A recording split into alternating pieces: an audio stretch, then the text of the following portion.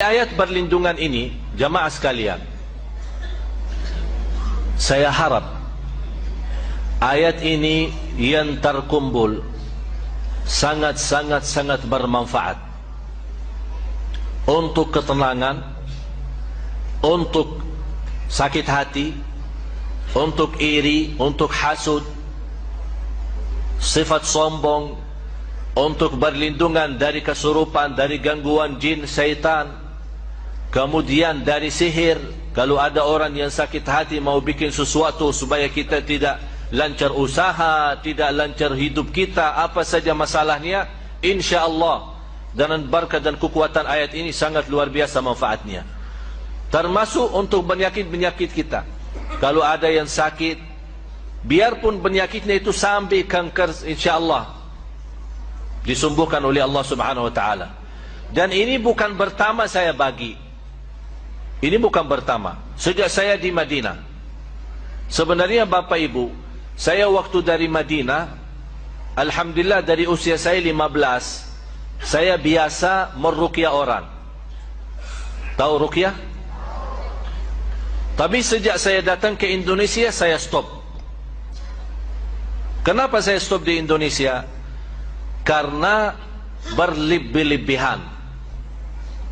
Nawaitu kita membacakan untuk orang, dan dengan izin Allah dia sembuh, tersebar cerita, oh Syekh Ali dari Madinah hebat. Itu gara-gara itu saya tidak mau.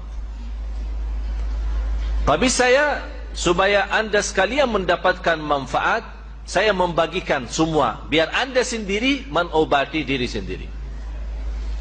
Tidak usah tunggu siapa-siapa. Dan tidak usah bayar ke saya atau bayar ke siapapun. Anda bayar lillahi ta'ala sedekah saat anda baca doa ini atau baca ayat-ayat ini. Mulai dari suratul Fatihah. Dan saya berikan rahasia suratul Fatihah, termasuk anak kita. Bapak Ibu, kalau ada di antara kita yang punya anak, istilah bahasa kita nakal, susah, tidak bisa salat, tidak bisa rubah, tidak bisa menjadi baik. Saat dia tidur, boleh bapaknya atau ibunya membaca Al-Fatihah dekat telinganya berkali-kali. Berkali-kali dibacakan Al-Fatihah. Kalau bisa saat dia masih belum tidur, kita ajak sama-sama membaca Al-Fatihah tanpa batas. Berkali-kali, sampai anda merasa sudah ngantuk atau sudah capek, sudah stop. Tidak ada batasnya. Itu subhanallah sangat luar biasa manfaat. Dan saya menajarkan keluarga termasuk anak saya, apapun sakitnya, dibacakan Al-Fatihah tanpa batas, sembuh. Tidak perlu insya-Allah ke dokter. Jadi jamaah sekalian, Al-Fatihah memang sangat luar biasa. Tapi mohon maaf, banyak yang suka memang baca Al-Fatihah, tapi belum memiliki keyakinan dan kekuatan dan barakahnya Al-Fatihah ini. Cukup dari nama Al-Fatihah untuk segala pembukaan, membuka semua masalah. Membuka semua masalah. Selainkan suratul Fatihah, dari awal suratul Baqarah, kemudian ayat Al-Kursi, 3 ayat yang terakhir suratul Baqarah juga, dan ayat-ayat nanti insyaAllah semua akan dapat kopiannya. Tapi ada yang perlu saya jelasin. Bisa teruskan?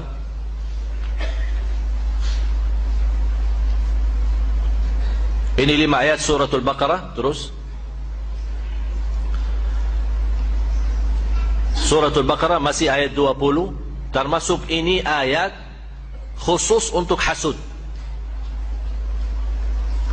Tapi tidak bisa, istilahnya tidak bisa hanya mengambil satu-satu. Diusahakan dibawa ayatnya semua.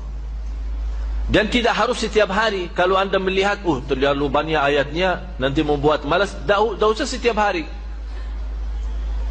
Dia bisa seminggu sekali, setiap 3 hari sekali. Artinya diusahakan rajin. Jangan sampai tertinggal lama tidak baca.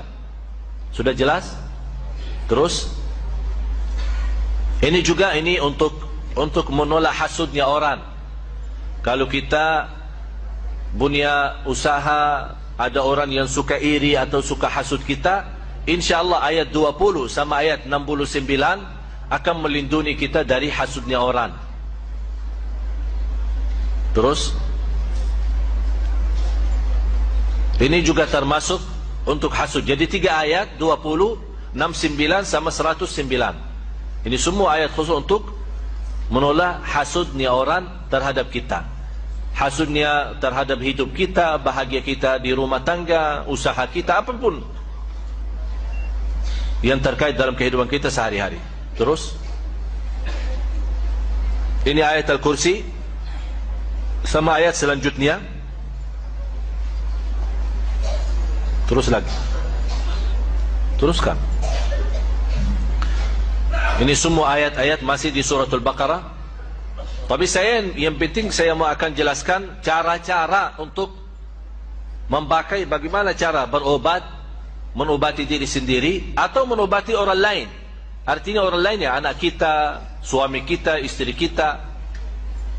Udah mau azan ya, jangan kemana-mana, sesaat lagi kita kembali.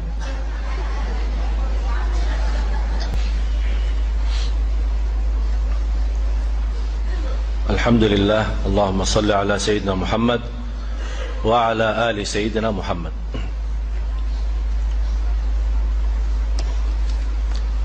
Ya, terus ini juga termasuk ayat melindungi kita dari hasud, surat An-Nisa 54.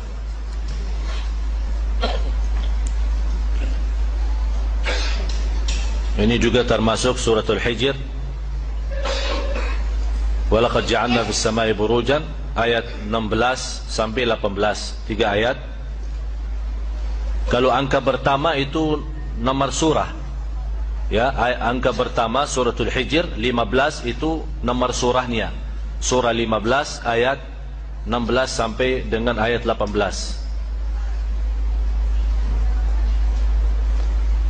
Kemudian dari surat Taha 23 ayat pertama, mulai dari ayat 1 sampai ayat 23. Ini sangat luar biasa manfaatnya bagi orang yang kena sihir. Orang pun yang belum kena sihir, mudah-mudahan dan teruskan membaca ayat ini, tidak akan bisa mengganggu dengan sihir. Terus ini masih surat Taha, surat 20 ayat 131.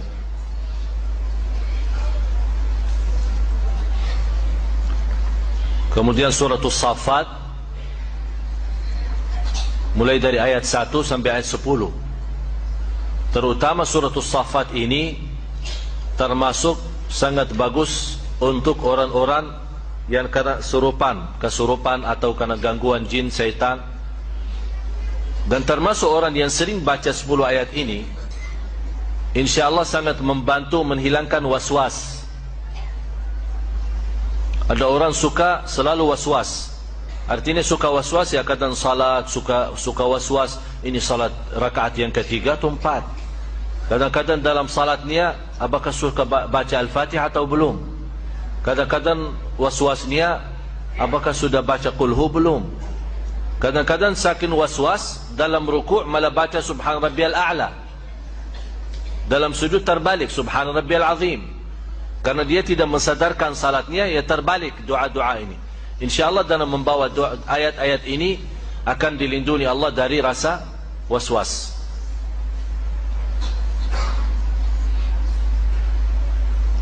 Terus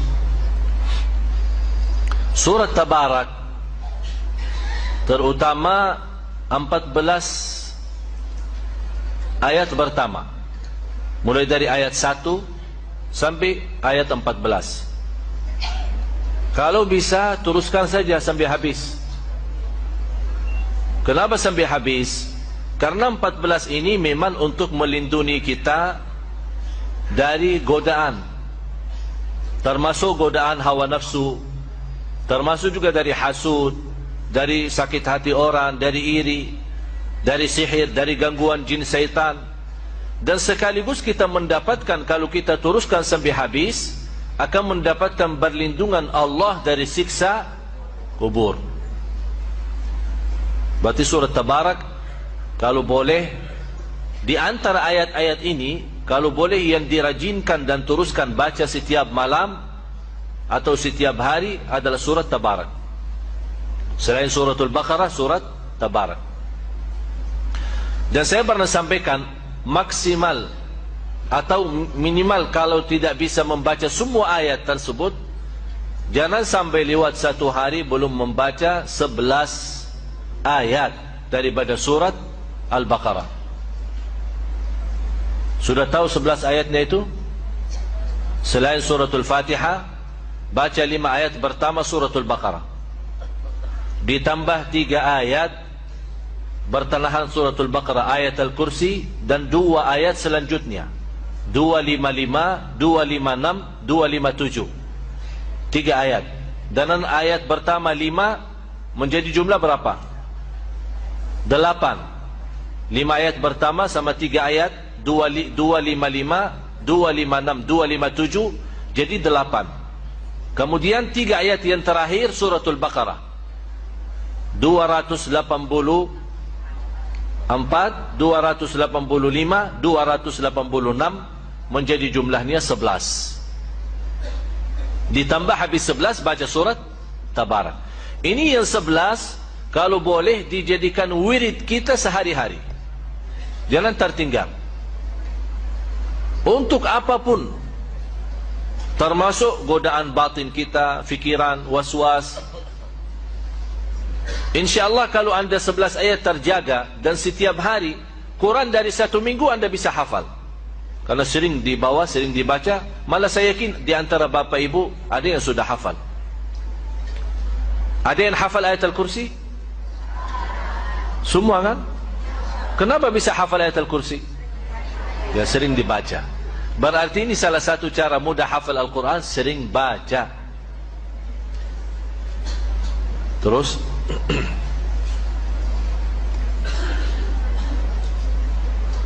ini suratul Qalam.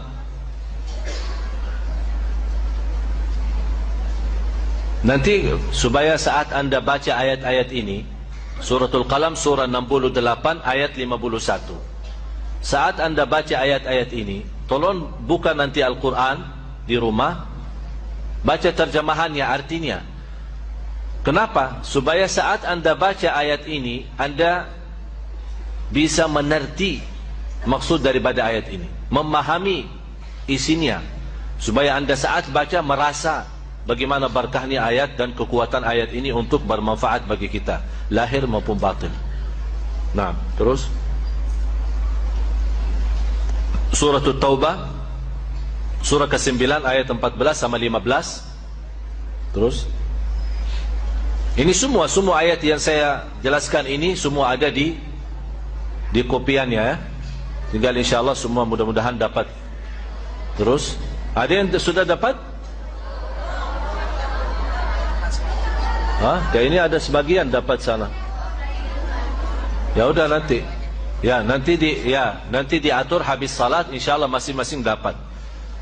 Ada hampir 1000. Mudah-mudahan yang tidak dapat kali ini insyaallah jangan khawatir. Insyaallah kita hari Jumat subuh kita ketemu lagi, insyaallah dapat insyaallah.